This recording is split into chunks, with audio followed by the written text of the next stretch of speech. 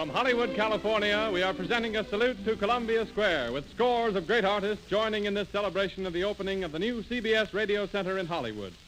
In addition to the stars already introduced, you will hear Al Jolson, Park Carcass, Victor Young, Ruby Elzey, Lum and Abner, Lanny Roth, Tito Gazar, George McCall, Milton Berle, Ann Jameson, Raymond Page, Luella Parsons, Ken Murray and Oswald, Francis Langford, and Frank Parker. But now let's turn back to Monday in Hollywood. And now we introduce Jimmy Wallington. Ladies and gentlemen, Monday in Hollywood, too, is significant for the appearances of one of America's greatest entertainers, one of Hollywood's first citizens. As he is ill in New York on this momentous evening, it is my privilege to bring to you the telegraphed greetings of the man I am proud to call my best friend, the godfather of my baby girl, Eddie Cantor. He wires to William S. Paley as follows. Congratulations on another milestone in the life of the most important network in the world. Networks are no longer a matter of wires and mechanism, but also include the personal equation. And the Columbia Broadcasting System has always reflected the intelligent and human qualities of its personnel. For America, Columbia is the gem of the airwaves. Kindest regards, and it's signed Eddie Cantor. I know that Eddie's many friends from coast to coast join in wishing him a very early and complete recovery, and we'll be waiting to spend each Monday with him for many years to come. Good night. Tuesday in Hollywood.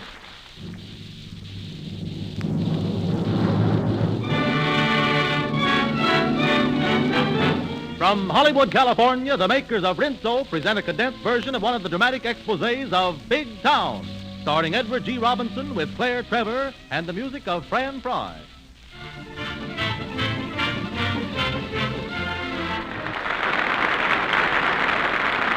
Tuesday in Hollywood.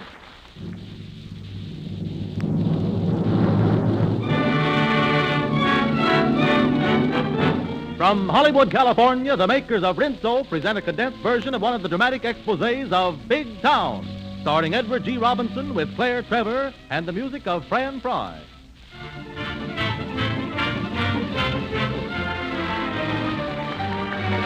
In the story of Big Town, Steve Wilson, the managing editor of the Illustrated Press, is played by Edward G. Robinson. Lorelei, the society editor, is played by Claire Trevor. As our scene opens, we find Steve and Lorelei in the anteroom of the mayor's office at the City Hall on newspaper business. I said to myself this morning, says I, what you need, Steve Wilson, is a little chat with the mayor. Very right. Well, very friendly of you, Steve. With the election coming along, frankly, I didn't know you felt that way about us down here. Well, the Illustrated Press is every man's friend, until he gives us reason not to be. I won't take any more than a couple of minutes, Mr. Mayor. I've heard you're intending to veto the North End Park ordinance. Is that true? Well, now, Steve, I haven't really considered all the factors involved. That means you're going to veto it. Steve, I think you can understand that as a public official, I must do my duty as I see it. Your duty to whom, Your Honor? To Jack Starr, who you think will turn his North End voting machine against you if you allow the Park Commission to tear down his rat nest? Or to the sun-starved women and children of the North End, stunted and diseased for lack of room to breathe and play? Wilson, I don't allow any man to come in here and talk to me like that. Well, this is one man you're going to listen to, Your Honor, and like it. The city voted the bonds for that park 6 months ago, and the Park Commission is ready to make Starr a fair offer for his property without a cent of graft in it. It's time that sinkhole where Starr keeps his colony of vote stealers and cutthroats was cleaned out. Yes, and it's time the kids of that neighborhood had a park to play in instead of the streets. Now, I'm giving you fair warning. If you're afraid of Starr, you say so, and the Illustrated Press will fight your battle for you and run Starr into the river where he belongs. But if you've made a deal with him, I warn you, the ward speeches and civic hypocrisy that you turn on so well won't save you. You get out of here. Well, I'll give you one chance to save your hide. I'll hold up that story until 10 o'clock tonight. If I don't hear from you by that time, I'm going to print it. Now, think it over, Mr. Mayor. Good day. Hello. Get Jack Starr for me on that private wire. Oh, this is a fine mess with election coming on. Oh, hello, Jack. This is the mayor. Listen, pick up Warwick at the Chronicle and come down here right away. It's very important. What? It's Steve Wilson. Just left here. Says he's going to make it hot for us. Hurry over.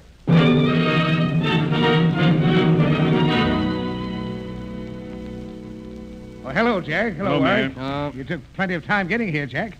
I told you it was important. Oh, calm down. Just because that windbag Wilson throws a bluff, you get all on the lather. It wasn't any bluff, Jack. He gave me till 10 tonight to say I won't veto the North End Park, or he's going to open up on all three of us. You weren't sap enough to let him throw a scare into you. Well, to tell you the truth, Warwick, I was just one. Wait a minute.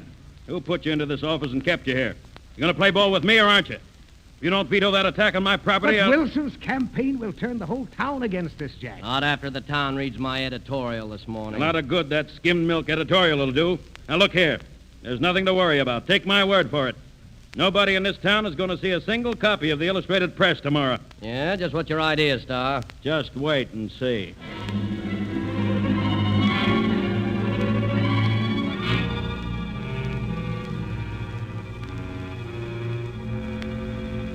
Steve, they've ganged up on us. Who has? Talk sense, Fletcher. What do you mean? The circulation department hasn't been able to make a delivery this morning. What? 5 of our trucks have been run off the road and turned over. We've got 8 men in the hospital. They've dumped our street editions into the sewer and slugged a lot of the boys. Yeah? I've been trying to get the police commissioner, but I can't reach him. Well, forget the commissioner. He's just the mayor's stooge. So this is what the mayor had up his sleeve. Now, listen, Fletcher. What's the name of that one honest copper in the 5th Precinct? Captain Swanson. Well, tell him I want a man on every truck. Phone the DA's office and tell him if the police can't protect us, I'll call in for a brigade of deputies from the sheriff's office. And tell the press room I want a complete reprint with front-page makeover for late bulletins. Steve, I've got to tell you something. Well, what's the matter, Lorelei? That freckle-faced newsboy at 4th and Deering, you know, the one you promised to make a reporter when he grows up? Yes? Well, he's just been found behind a billboard at the corner with a fractured skull and a blackjack on the ground near him. What? Fractured skull? Yes, Blackjack. Say, where is he now, Lorelei? at the Garden Memorial Hospital. What'd you say was his name? Jimmy Belden. Oh, yes. Yes, that's it. Every time I pass that corner, I talk to him. Yeah, I like that kid. He was as sharp as a whistle. Miss Foster, Yes, Mr. Wilson. get Dr. Adamson and tell him to go right over to the Garden Memorial Hospital. I want him to take care of a patient there, a little boy named Jimmy Belden.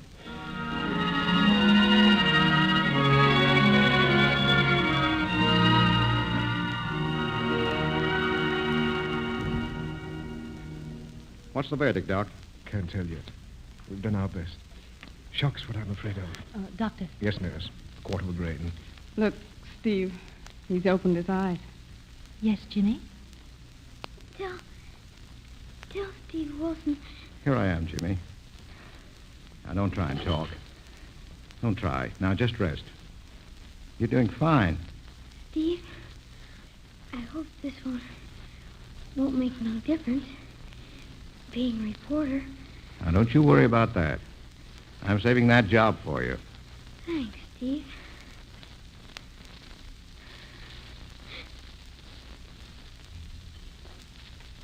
Another life, Steve. He's gone, Steve. He's gone. Yeah, poor little kid. He'd have made a swell reporter. Oh, nurse. Nurse, is there a phone here? Yes, right in the corridor, Mr. Wilson. Thank you.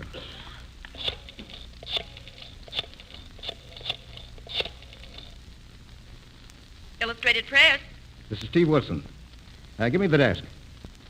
Hello, Fletcher. Yeah, boss. The kid died. Plain case of murder. Tell McNeil to give it the works. Parents, school record, everything. Oh, yes, and send someone out to his house. We're taking care of the funeral. Right, Chief. What are you going to do, Steve? And I'm going to see to it that the sinister forces of this town are paid back for this child's death. I'm going to expose the real hand behind the blackjack that murdered Jimmy Belden.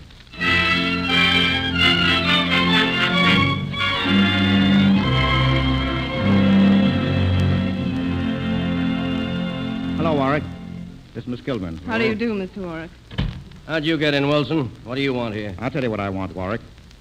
You and your friends decided to start a war. I just want to make sure you understand what you're letting yourself in for. Any trouble that's coming your way, Wilson, is your own lookout. We'll fight you on our columns until you're beat. And I don't mind that. But I do mind taking it out on poor innocent kids who have to sell papers so there'll be a little more food in the house. I haven't the slightest conception of what you're talking about. Warwick, I came up here to ask you to fight fair. You're mixed up in one case of murder already. Are you crazy?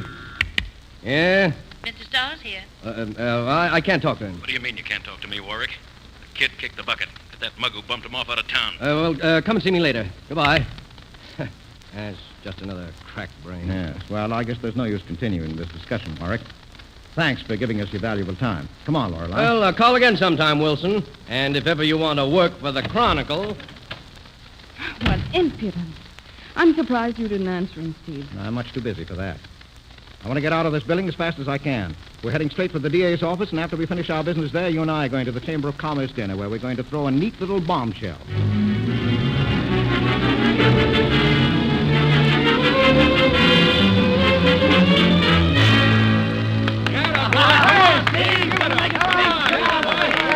Mr. Toastmaster.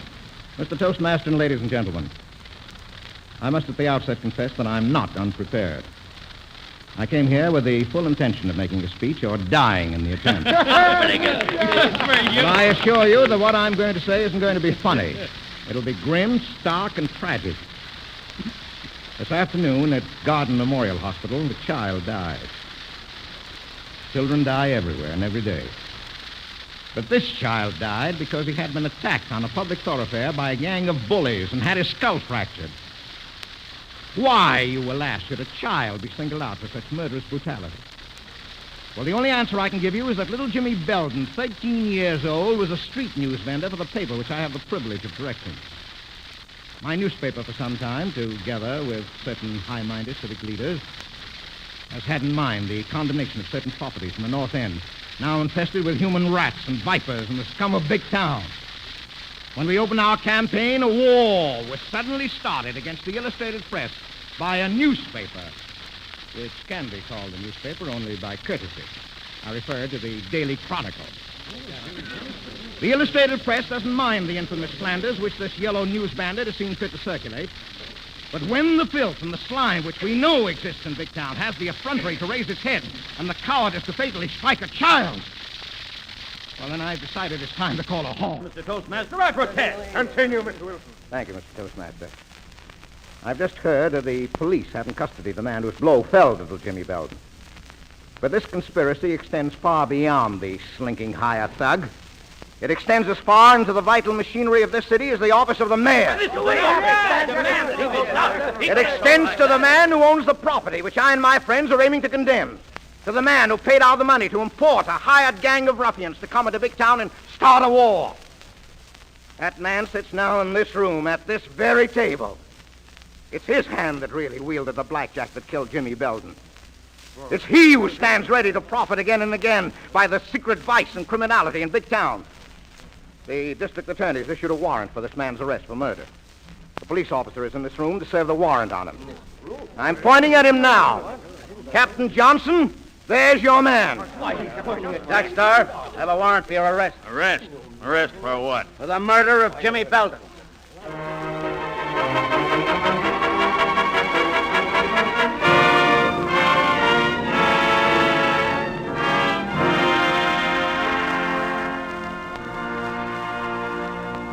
Oh, Steve, I just got a call from the city hall. Yeah, what's happened down at that old mausoleum? Well, at a late session of the city council, the mayor announced he's ready to approve the council's action on the North End Park condemnation. That's great, Lorelei. Now, I'll tell you what I want. Now, Steve Wilson, don't you think I know by heart what you want on that story? All right, Lorelei, you go ahead and write it the way we planned. Play it update. Tell the people of the fine, beautiful park that'll take the place of those condemned shacks. Tell them of the trees and the flowers and the playground in the park where the children will be able to play in safety. And oh, yes, there's just one thing. Get this phrase in where it'll count.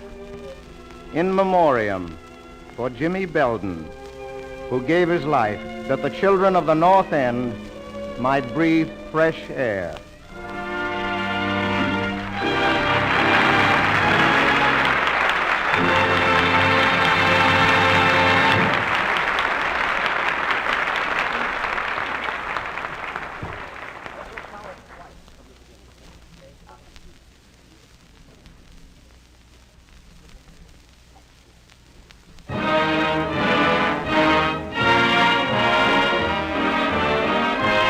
From Hollywood, California, the makers of Lifebuoy present Al Jolson. So right now, we bring you the Lifebuoy of the airwaves in person, Al Jolson himself.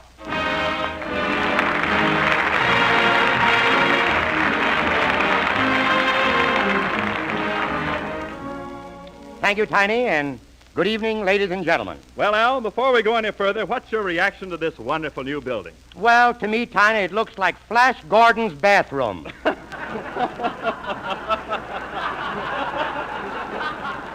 But, Tiny, I don't know. I'm only clowning. Really, this building to me is magnificent. And let me tell you something. It's so modern, and there's so much steel and concrete in it that when I came in tonight, there were 15,000 termites walking up and down the sidewalk picketing the place.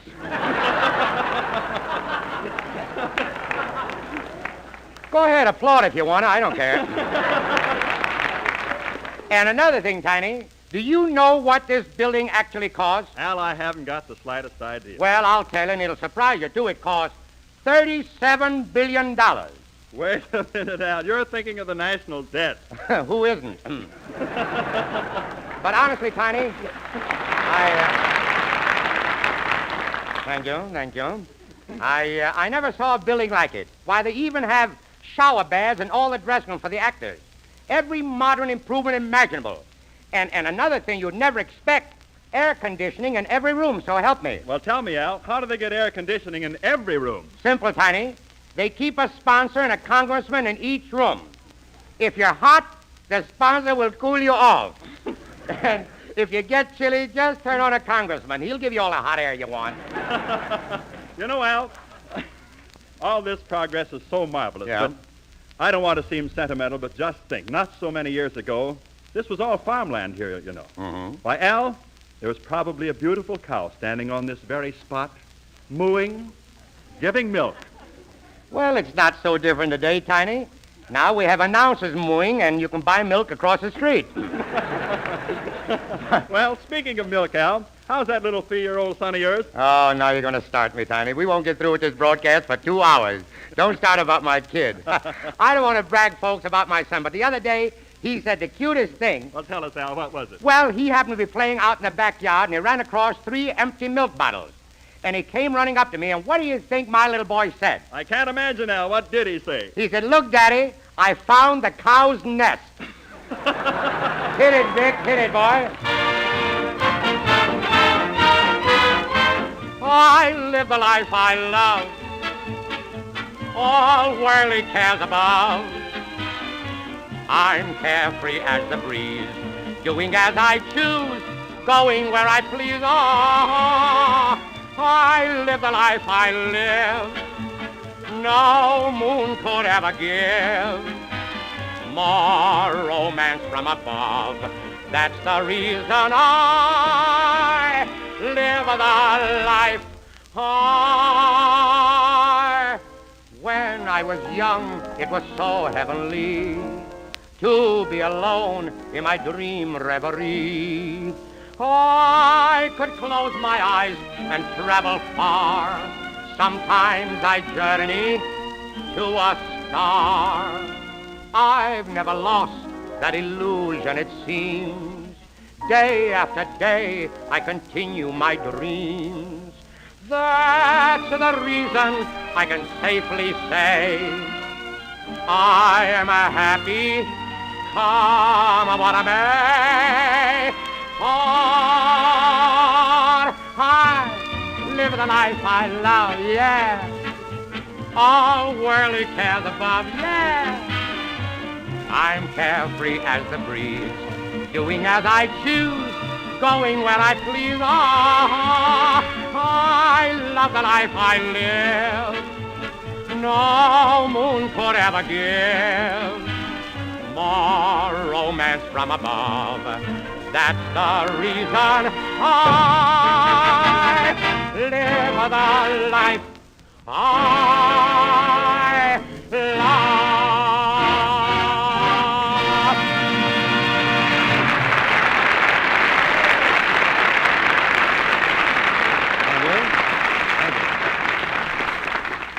And now, ladies and gentlemen, a little chorus or two from a big hit of this year.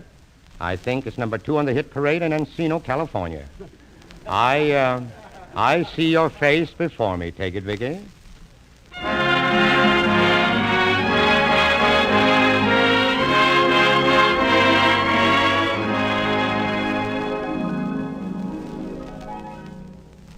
I see your face before me, crowding my every dream. There is your face before me. You are my only theme. It doesn't matter where you are, I can see how fair you are. I close my eyes and there you are. Always.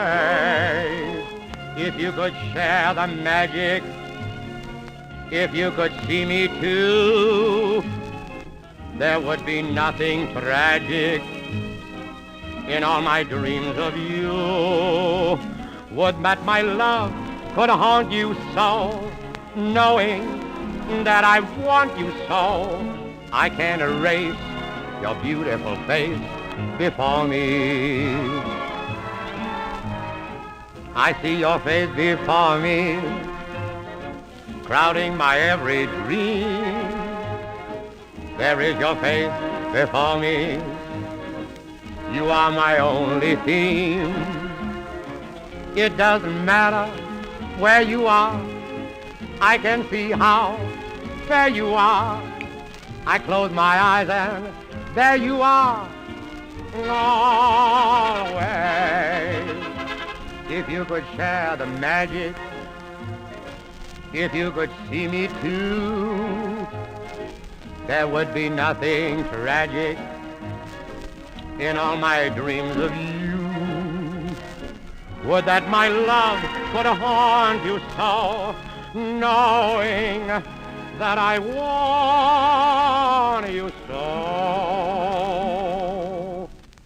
I can't erase your beautiful face before me.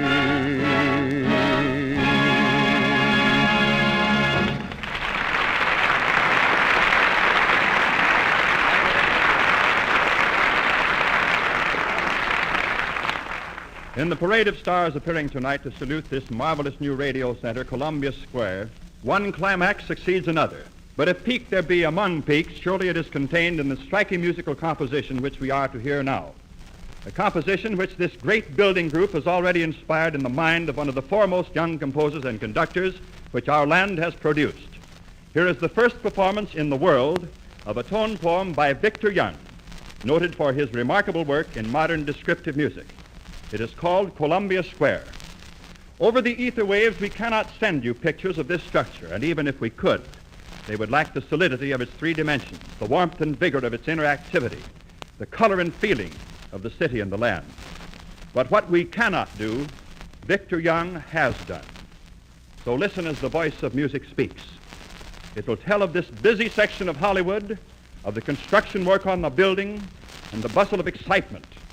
Then dawn over the city, the fading of the stars, the coming of sunrise, it's growing fuller and fuller into glorious day, and then standing firm against the background of the dawn, this great piece of architecture.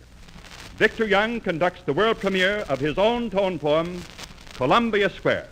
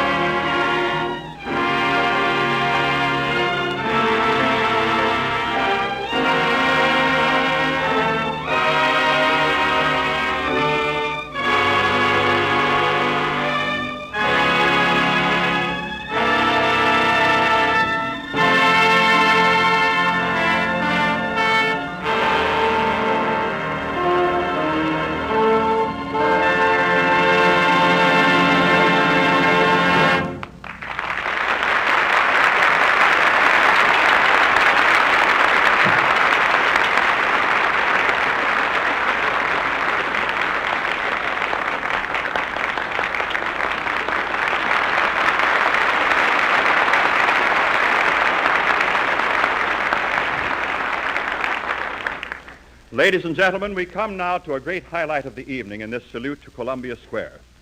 I believe there is not a person in this distinguished gathering and in all our listening audience who will not feel signally honored at being addressed by the eminent gentleman it is now my privilege to introduce. Though he represents one of the world's smallest countries, the message he brings to the world is one of gigantic importance.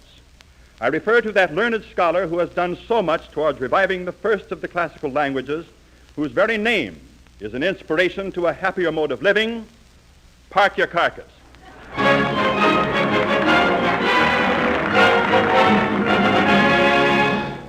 Mr. Toastmaker, ladies and gentle pimples, and my friends.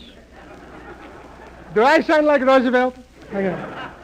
It is practically a pleasure to be here tonight in the opening of this beautiful new building, and I am very happy which I have been invited to take part in the opening ceremonies and join the many thousands in this great celebration.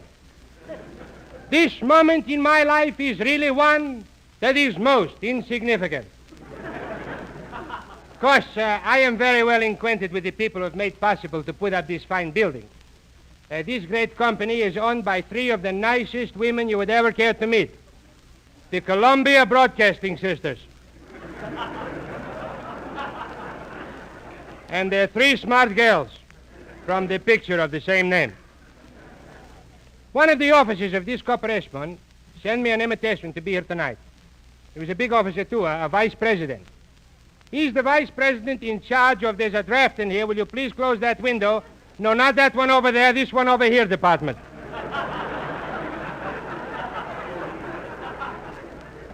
He said to me, Parky, that's my maiden name, Parky.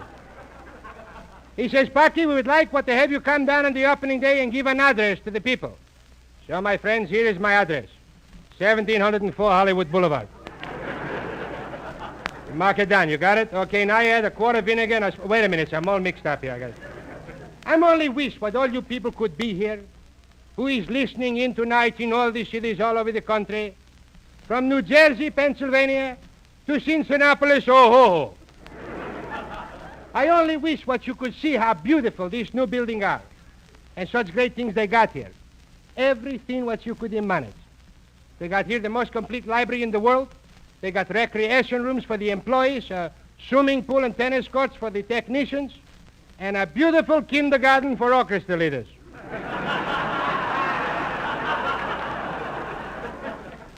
But Victor Young will have to go to a prep school before they let him into the kindergarten. Oh, everything here is the best. When it come time to put up this building, money was no subject. I bet you before they was through, it cost over $1,000. And worth it, too. Of course, they got a couple, 2, 3 mortgages, I suppose. You know how they do that stuff. But I want to tell you about some of the latest improvements what they got here. Al Jocelyn told you about the shower baths and the air conditioning, but he's don't tell you about all the other new inventions they got here, like, for instance, electric lights and steam heat and telephones. But they got one thing here which is the best thing which I am crazy. They got one thing here in the superintendent's office. It's a beautiful white sink. It's got 2 faucets. One of the faucets is marked hot, and the other is marked cold. But if you turn on the hot water faucet, cold water comes out. And if you turn on the cold water faucet, hot water comes out. Just the opposite. And that's pretty clever, too. That's in case anybody comes over here from NBC, he burns himself.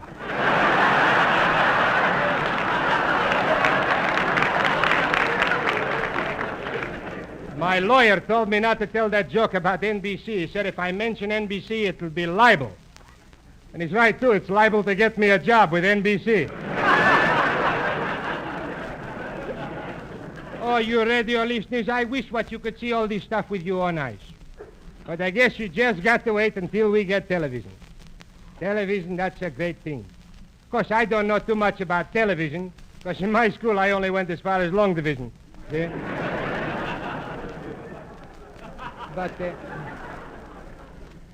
But right now they don't got television and you can't see what is going on, so you got to be satisfied just to listen.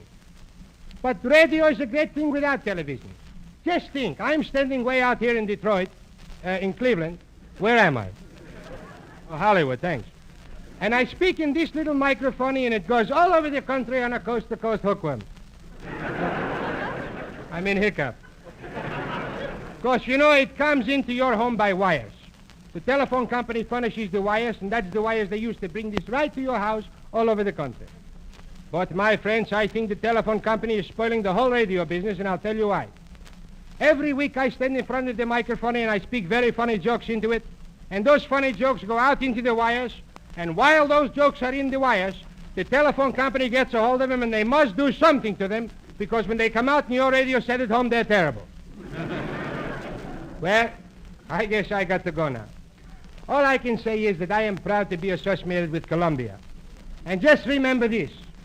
When you hear me broadcasting from these stations, you'll know that Columbia Square is in your hair. Thank you very much, and good night.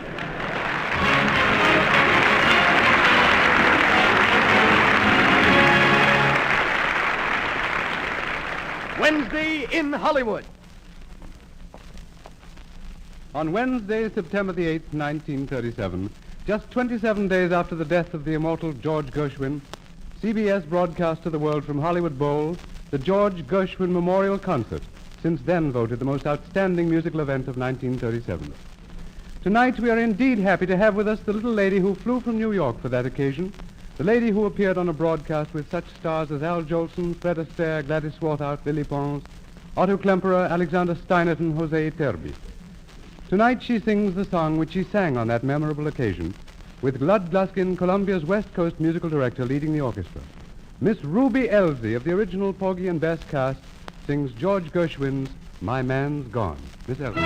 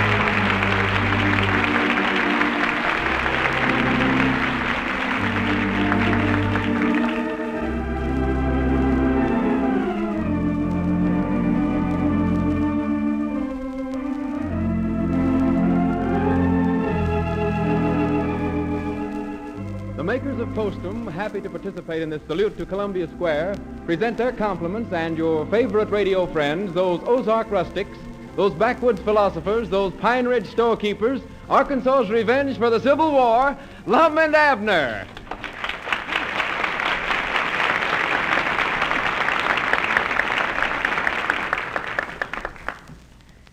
Well, now that we're out here, what are we supposed to do, Lum?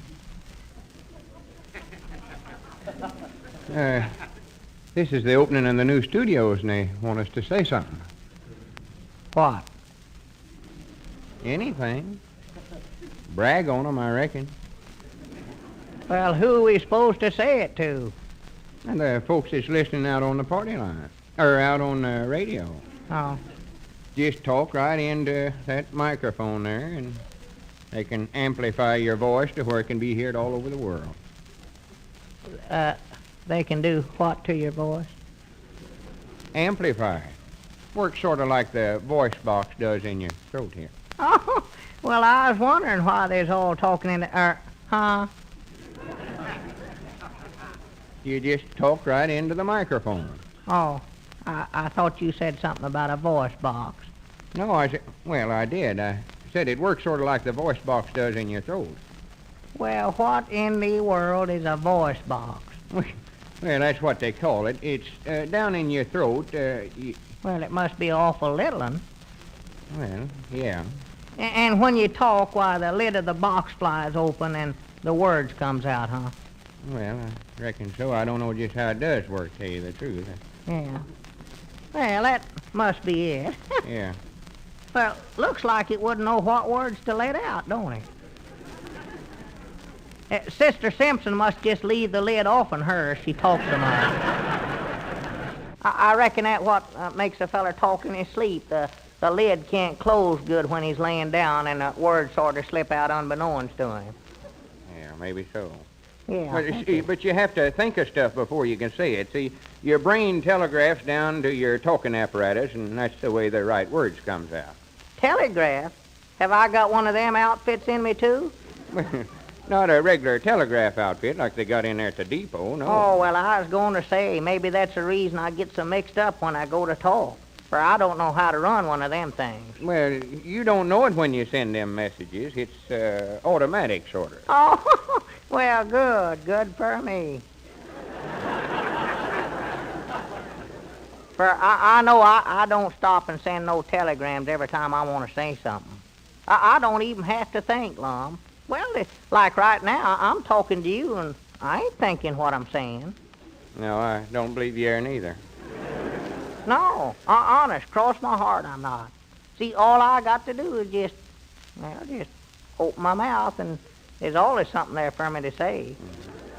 See, here, I ain't thinking or nothing, and these words are just coming out by themselves. These words are just coming out by themselves. These words are Well, Abner, when I said voice box, I never... doggies, you know, though, Lum, that must be a pretty big box to hold all the words a feller has to say, you know what? I bet I know 1,000 different words by heart Abner, right now. I don't mean that there's a sure enough box in your throat. What I mean is, well, your voice box ain't sure enough a box. Or that is... Huh? Well, it's a... Granny's Abner, I just leave take a licking as to undertake to explain something to you. We're out here supposed to say something about the new studios. Well, I don't know what to say. I don't know nothing about them. You've been walking around here tonight. Ain't nobody told you nothing about them? No. Well, Granny's, I'm going to say something nice about them if I have to stand here all night. Wait a minute, Lum. They did explain something there to me, too. I forgot. Good. What was it? They explained to me that they don't allow no smoking in the studios. For goodness.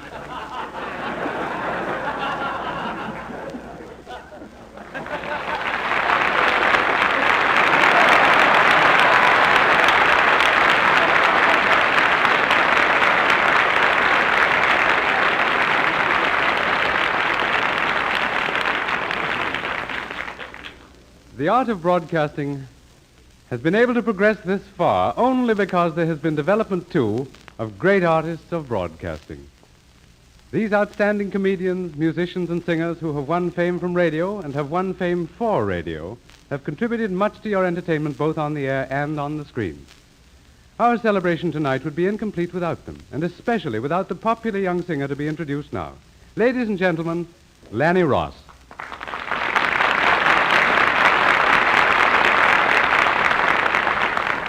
Lanny, how do you like Columbia Square? Well, Tommy, I think it's great. You know, when I first began singing on the radio several years ago, I had to learn many mysterious tricks that I was told were necessary to a good performance. But in these technically perfect Columbia Square studios, I can forget the tricks and just sing. And speaking of singing, perhaps I'd better do that right now. Good.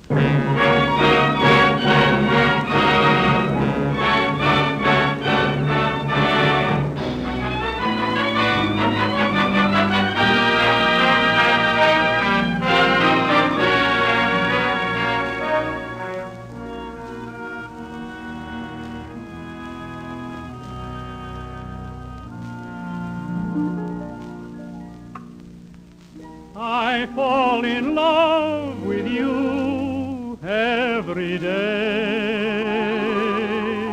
I fall in love with you same old way. Just like that first great moment long ago. Same old thrill, same old glow.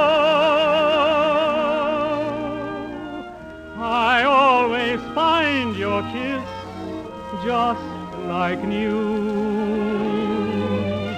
and rediscover this charm of you. And every day, just like our rendezvous, I fall in love with you.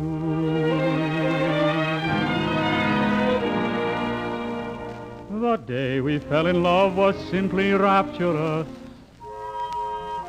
I never thought that spell could quite recapture us. Yet each time we meet, it's all the same again. And this eager heart bursts into flame again. I fall in love with you every day. I fall in love with you same old way. Just like that first great moment long ago. Same old thrill, same old glow. I always find your kiss just like new and rediscover this charm of you. And every day, like our first rendezvous, I fall in love with you.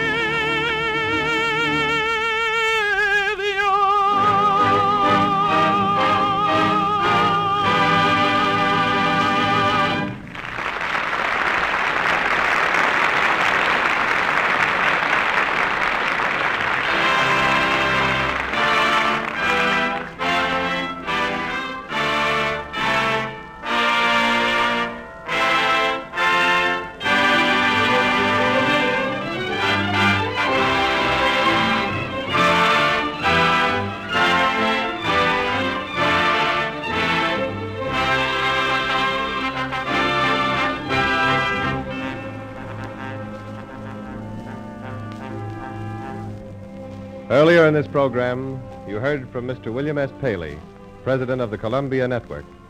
Now it becomes my pleasure to introduce to you the man who is charged with the administration and operation of Columbia Square, Mr. Donald W. Thornburg, vice president in charge of Pacific Coast operations.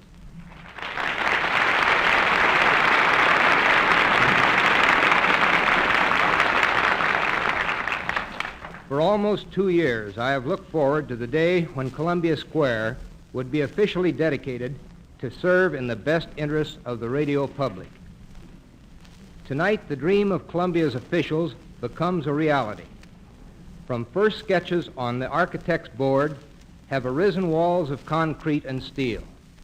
From scientific acoustical studies, we have developed slanting walls, suspended floors, and gleaming new microphones.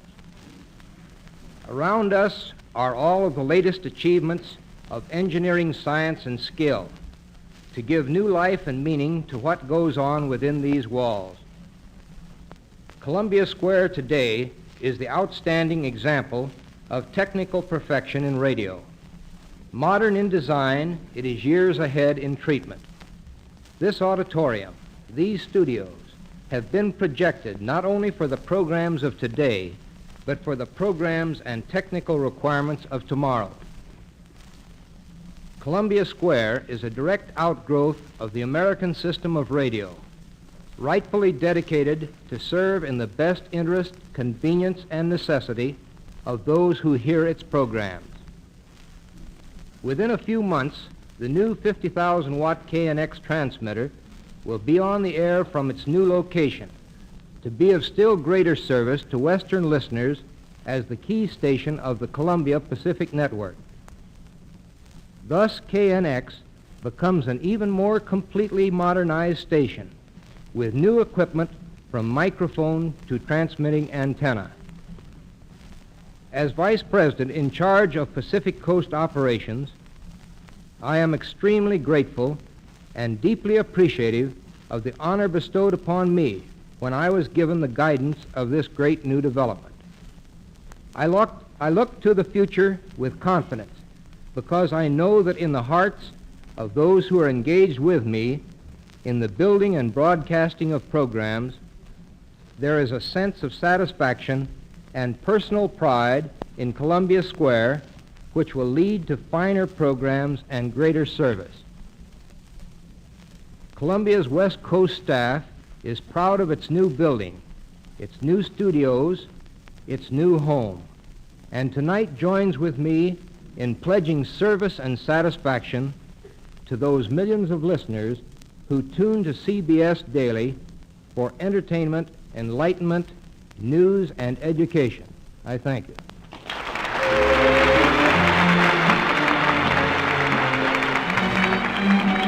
The salute to Columbia Square continues in just a moment. This is the Columbia Broadcasting System.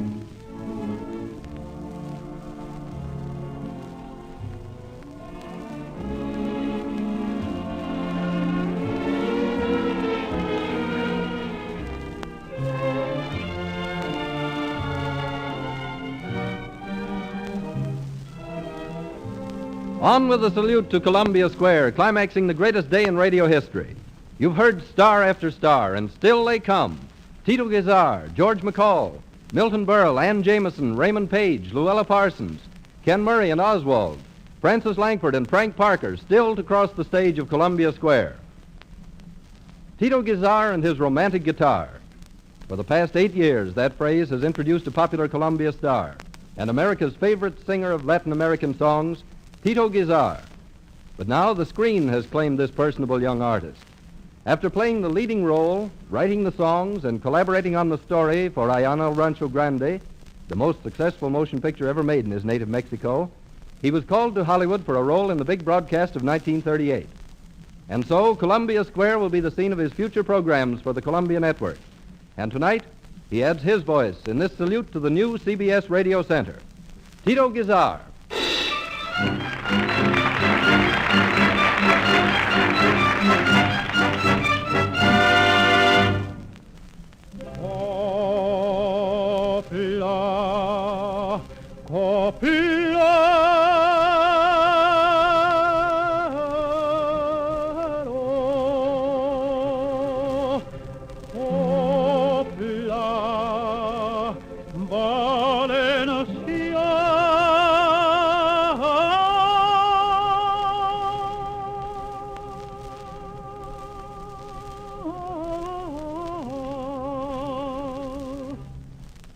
Copla que tiene tañer de campana.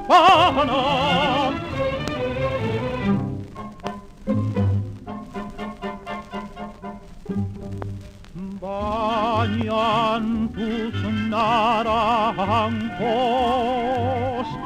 las aguas del Júcar, por eso en sus labios hay agua de azúcar.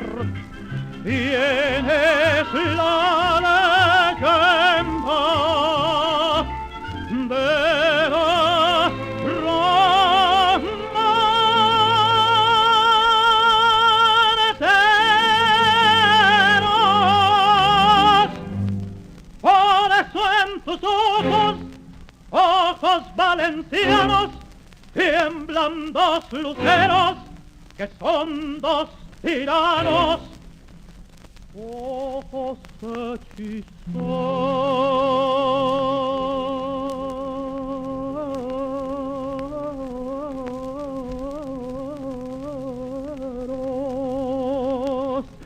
ojos valencianos.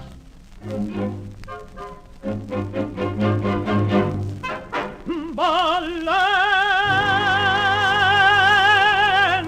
mía, jardín de España, quiero las aromas de tus jazmineros para mi canción. Valencia mía, que yo soñara. Yo no sé qué tiene de tibia y de rara la luz de tu sol.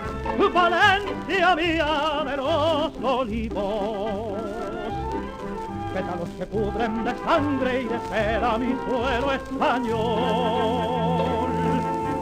Valencia mía, que yo soñara.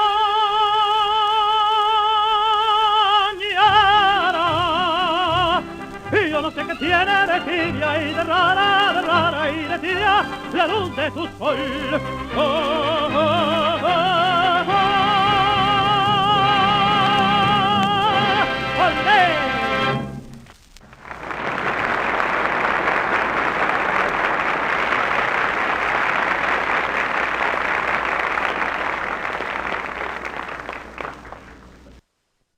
Thursday in Hollywood.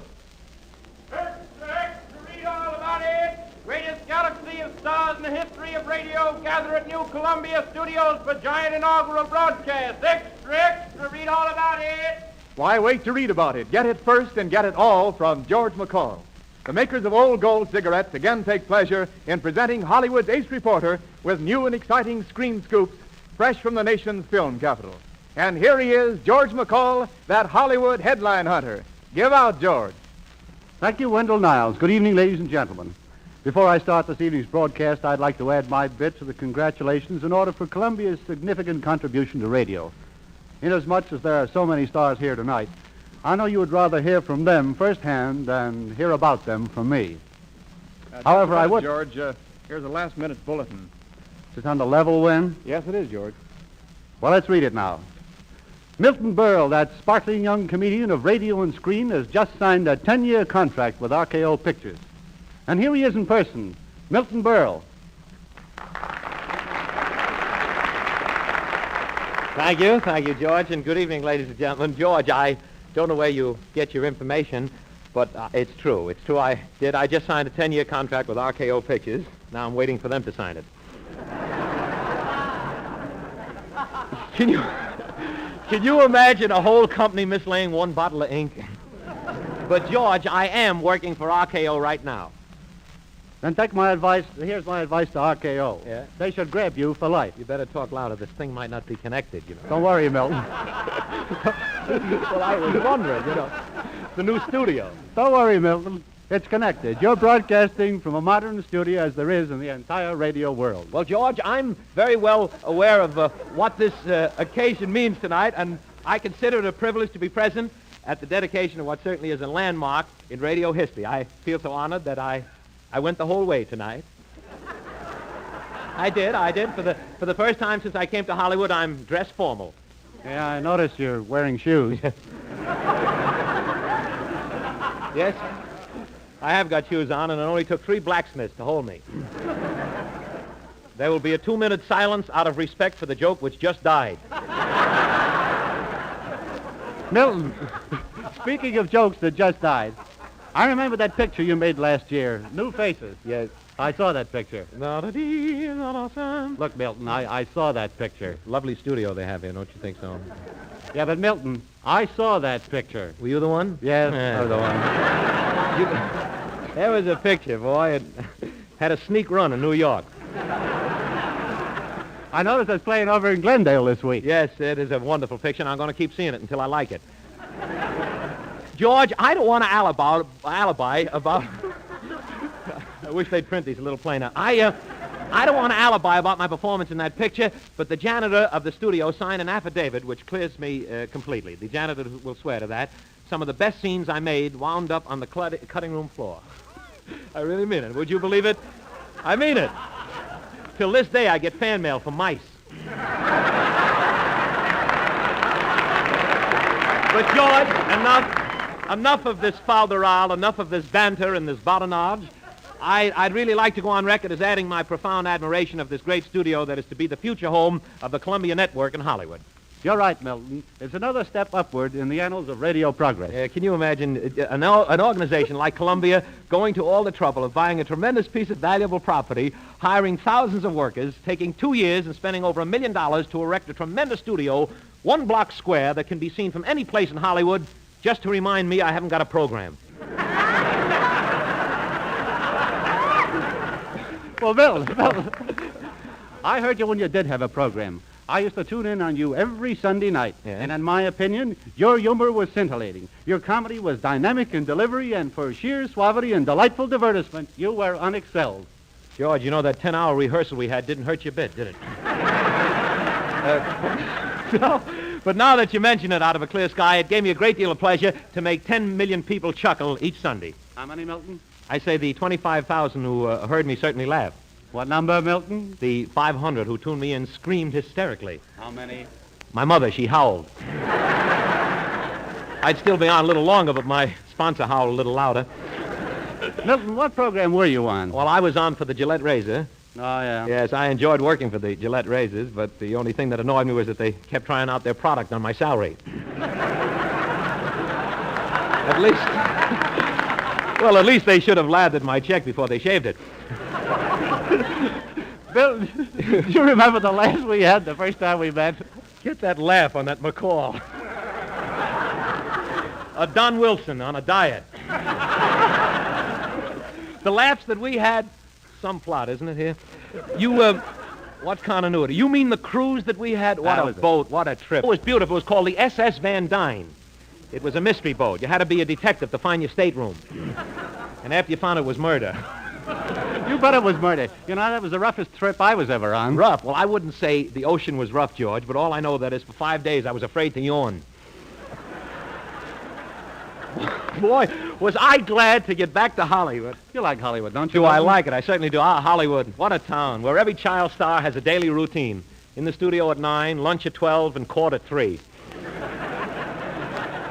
George, this is a scoop, I must tell you. I just heard that there was a baby born at the Cedars of Lebanon Hospital yesterday, and one of the visitors said, "My, what a clever-looking baby." So the kid ran out and got a lawyer. Now they won't be able to pin anything on him. But I like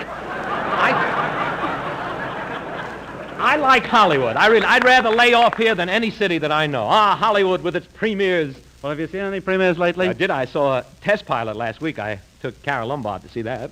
Milton, you took Carol Lombard? Didn't say Shirley Temple. Look, I happen to get around a bit, Milton, Yes. and I don't doubt your word. But every time Carol Lombard goes to the movies, Clark Gable goes with her. So that's who was sitting on my lap. I thought it was funny when she asked me for a cigar. Well, I have more trouble with my social life, George. After the premiere, I went to the Trocadero. That's a cabaret, folks. Well, it's not exactly a cabaret. It's the Hollywood branch of the United States Treasury. Wonderful place. Oh, marvelous. They got 3 waiters to each table. One gives you the check, and the other 2 revive you. I don't mind the prices, but I do want some respect. Well, Milton, I don't understand. Well, George, look, at the Trocadero, they got a special coat checking system, and each celebrity has a special hook for his coat in the check room. And I gave the fellow my coat, and he threw it on the floor, right on the bottom, and I was mad because it was a top coat. So I burnt up. I said, you can't handle my coat that way. Each star is supposed to have a special hook for his coat, and I want one. I'm Milton Berle. When you told him you were Milton Berle, I'll bet he gave you a hook. Right on the chin. Boy, was I mad. I'll tell you, I was so mad, I left without taking the salt shakers. Well, so long, George. I've got to be going. Well, so long, Milton. Oh, but, George, wait a minute. Before I leave, there's something I just remembered. It's maybe a little late, but I have a Christmas present for you, George. Why, Milty, how could you do such a thing? Talk into the mic. They'll hear you. Oh, it's nothing, but it certainly, this present fits a man whose job is selling cigarettes for old gold. Here you are, George. Why, it's a cigarette case. It's a cigarette case, and may I read the inscription? I had it engraved. You don't mind I read it? It says, to George McCall from his pal Milton Berle, famous for songs, bits of stuff, zippy sayings, available for bazaars, confirmations, and banquets. Special rate to picnic parties. Just phone Gladstone 0469. It's a meat market, but they'll call me. So, I thought you'd like it. So until you call me, good night, George. Good luck, CBS, and good evening, everybody.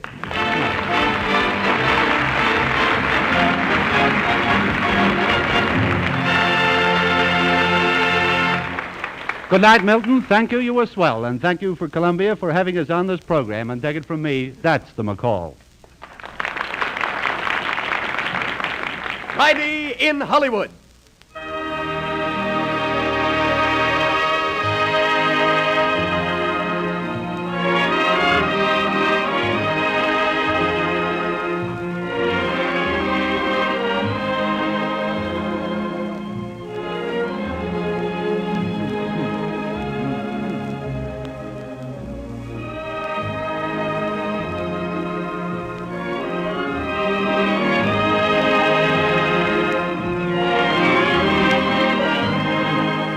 The makers of Campbell Soups welcome you to another evening of music and entertainment in the Orchid Room in Hollywood with Francis Langford, Frank Parker, Ann Jameson, Oswald, Raymond Page's music, Luella Parsons, our First Lady of Hollywood, and our genial master of ceremonies, Ken Murray.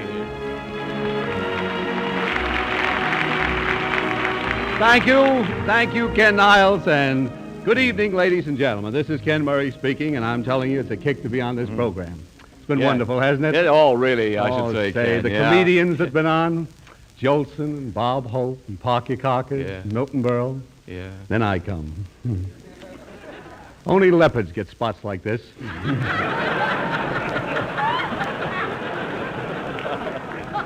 You know, Niles, I get a great kick out of being here tonight. Oh, you do? Yes, I never realized that our program was so popular. You know, when I walked in the stage entrance tonight, there must have been 2,000 people. 2,000 people out there, and the minute they saw me, rushed at me with their autograph books. What, 2,000 people after you? No kidding. What? If you don't believe me, you can ask Robert Taylor. He was right alongside of me, standing right alongside. Oh, Robert Taylor was standing alongside. And incidentally, a grand fellow. Yeah, it certainly is. Oh, the thing I like about Robert Taylor, the way he dresses. Oh, doesn't he, though? Oh, yes, those loud sport coats. Oh, yeah. Of course, I should talk. I've got a sport coat myself. I've got one that's a dandy.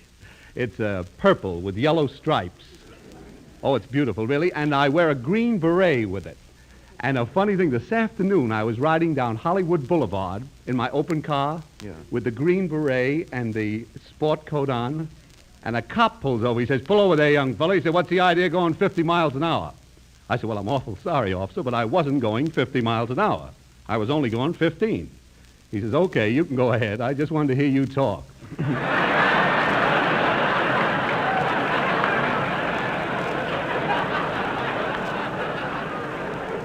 I tell you, Murray finally got a laugh. But enough of this. Let's get on with the show. In honor of this very thrilling occasion, Hollywood Hotel's first salute to Columbia will be that lovely little lady from Canada, whose sweet voice has endeared her to the listeners of Hollywood Hotel, Miss Ann Jameson. Here she is, and she sings Gavotte from Manon.